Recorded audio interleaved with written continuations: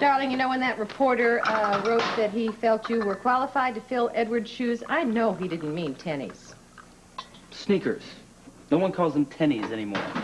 Besides, this is the 4th of July, our country's birthday. We're supposed to show a little independence. It's our national heritage. More's the pity.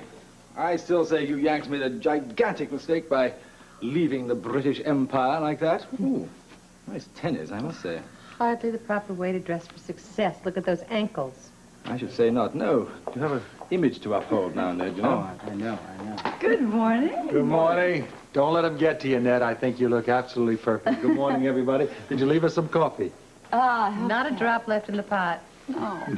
Just joking. I'll tell Jennings to bring some more. No. Don't bother. Don't bother. I'm sure there's enough here. Don't worry about it. Okay. Here you are, my darling. Oh, thank you, my sweetheart. Well, since we're all here, I wonder if you might like to go down to the docks tonight and watch the fireworks. With the mob? I don't see why Cornwallis's surrender should obligate me to go rub shoulders with the riffraff. Well, in that case, maybe we should just have a family get-together right here. Why are we going to limit it just to family? Ned, would you like to invite some of your friends from the hospital? That would be great. Yeah, that would be. As long as we could play our own music. Sure, I'm sure we can handle that. Okay. Well, I will leave all of you to make the arrangements. I have to go to the hospital, take care of a little bit of business. Why are you going to the hospital? Is someone sick? No, my patients are covered. This is just a little bit of business. See you. I will walk you to the car. I think it's a wonderful idea having a 4th of July party. Great. Oh, I really need another cup of coffee. Jennings! Well, quite a pair of lovebirds, hmm? I say, Ned, does this mean that you've lost your little diversion? Read the paper, Father. It's more interesting. I doubt it. Miss Tracy, a telephone call for you. Thank you, Jennings. You know, you really ought to read this, Ned. Spend a little time checking out stock options instead of sparklers and skyrockets. Well, you know, just to prove that we monarchists don't really bear you any grudge, I am prepared to help you with the holiday festivities. I don't suppose you still play croquet here in the colonies, do you? Matter of fact, there's a set in the garage. You don't say. Well, in that case, I think I shall set up a regulation field, and a little later I shall give you Yanks a jolly good thrashing. Didn't Cornwallis say something like that?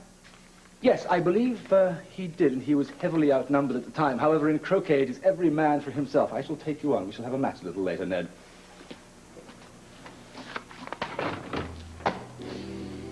Well, I would say that your father's mellowing out a little bit. Yeah, must be the summer sun. Huh? I'd say Alan's mood has changed a little bit, too. Well, I really didn't understand how hurt he was when your grandfather left him out of the will. Now, that was the sole reason he didn't come to the dedication of the plaque at the hospital. Yeah, it must have been rough if he personalized it like that. Well, you know, he's Edward's son. How could he not personalize it? I should have picked up on that. Maybe we all should have. No, especially me. I should have done that. I left him alone to deal with that pain, and it wasn't good. He was very vulnerable, and, well, actually, we've gotten a lot closer recently. Close enough to ease his suspicions about us? Well, he's talked about that. In fact, he said that it's eaten away at him, whether or not that we slept together. Obviously, you lied. Of course I did. I had to. It would have destroyed him, man. He's already been devastated. Whatever you said to him, it must have been good for you both. I'm really happy for you. Thank you. Listen, you better go round up some friends here for the party. Go ahead. Yeah, I'll see you. All right. I'm just so curious about what business Alan is conducting at the hospital on the 4th of July. I'm surprised you're not convinced it's some sort of tryst that Alan is covering up, Rebecca. After that disgusting display of affection between the two of you this morning? Oh, Tracy, if it bothers you that much, gosh, I'm afraid we're just going to have to keep it up. Good morning.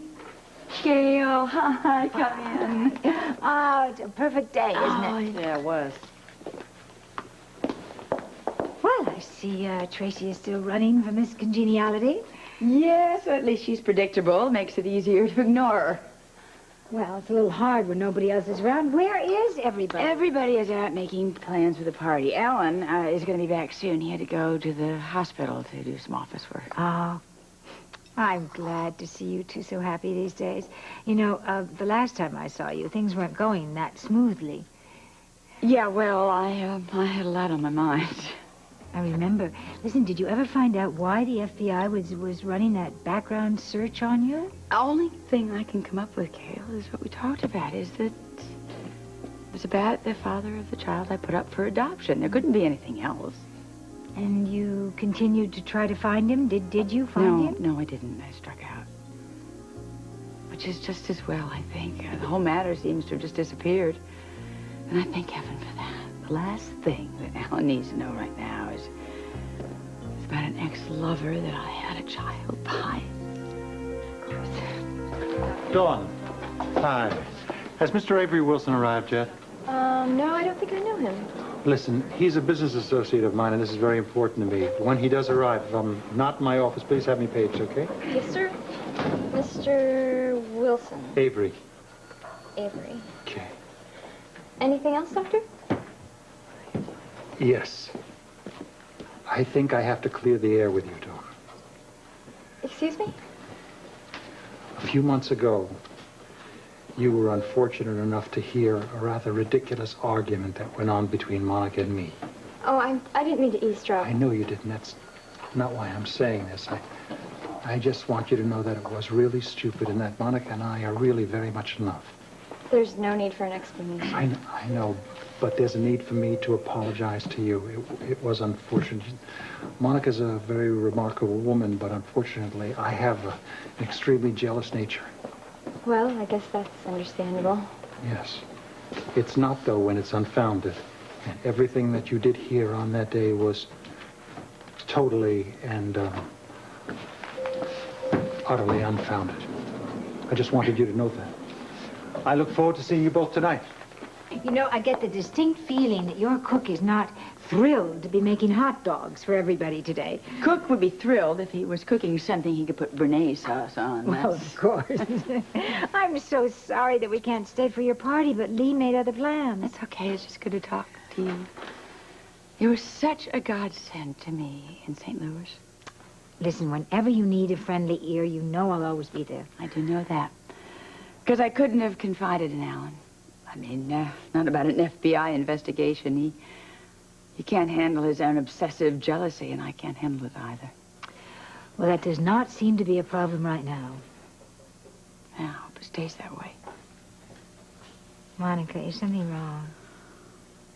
Oh, would you mind if I just sort of bent your ear a bit? Of course not. You know, for a long time I felt that you had something that you needed to get off your chest. I went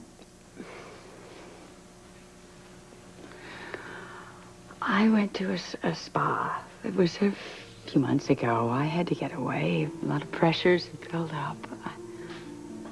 Actually, I really wanted to have people take care of me instead of the other way around. I was really vulnerable then. And you had an affair. Yes. But no, I didn't. It was just one night, Gail. It's just that it was Ned. Ned? It was Ned? Gail, I didn't know it was Ned. He didn't know it was me. I mean, we didn't know each other. It was like two strangers with a wonderful memory. It was two ships passing in the night, Gail. I didn't know until I got back to Port Charles it was Alan's nephew. I can't... Does Alan suspect?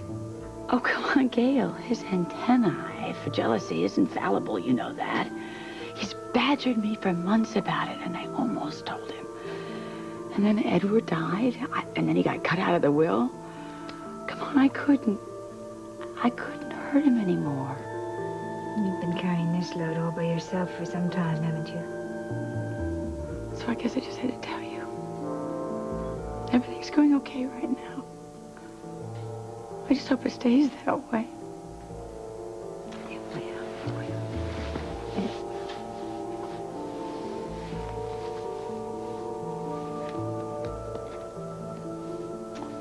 Monica. This is just the most beautiful holiday. It really is.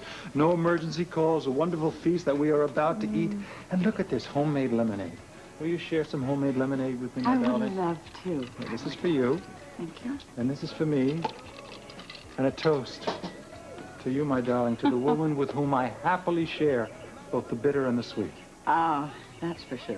Give me a kiss. I love you.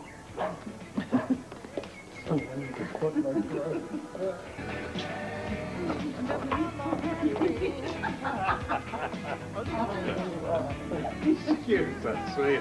Sorry. Dawn! Hi. I didn't hear you come in. Oh, when did you get here? Oh, a while ago. Oh. Hi, Dr. Quartermain. Hi, nice to see you. Does Ned know you're here? Yeah, actually, we were playing croquet out on the lawn. Oh. Hi, Miss Quartermain. How lovely to see you, Dawn. Have you had some punch?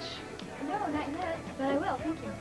Well, unfortunately, we don't have a large enough field or enough personnel for a regular cricket match. However, Ned and I have managed to wrest these croquet mallets from the hands of protesting children who, incidentally, have no appreciation whatsoever for the subtleties of the game. Oh, dear. So who's up for a challenge match, huh? Please, please, not me. I've jumped through too many hoops lately anyway. Wait just a moment. Why don't you? You were at one time the undisputed king, at least on Swan. Well, when you put it that way, why not? Come on, let's go to the You're show. playing, right, Mother? I'll take my drink with Darling, me I've and had fuck plenty me of up. exercise today. I actually ran around the living room twice. I'll watch. Ashton, you are losing the battle to latch on to Monica and her millions. If you hadn't noticed, she's been mooning over her husband, and what a disgusting sight, I might add. Timing is everything, Tracy, something you seem never to have learned. Monica will eventually be ready and willing to succumb to my charms. The game is knowing when and being there. And you will be there. Oh, absolutely. As you said yourself, you know, I really am, well, rather good at this sort of thing. Monica is as good as had, because, Ashton, there's no doubt about it. You are irresistible. That is the nicest thing you've said to me in several years. What is it you want now? Well, just a teeny tiny favor. Would you distract Monica for a minute? I want to talk to Alan. Why? What about it? Oh, if I wanted everybody to know, I'd take an ad out in the paper, now wouldn't I? Did you really say that? I crossed my heart. It's horrible.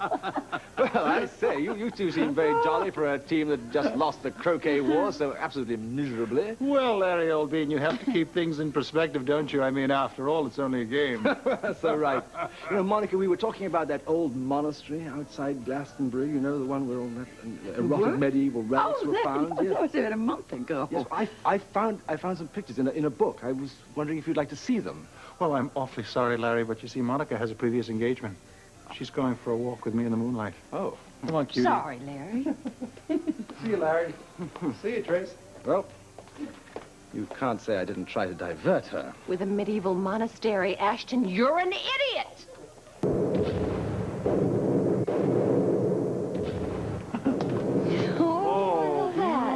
These are not the only fireworks in town, you know? Oh?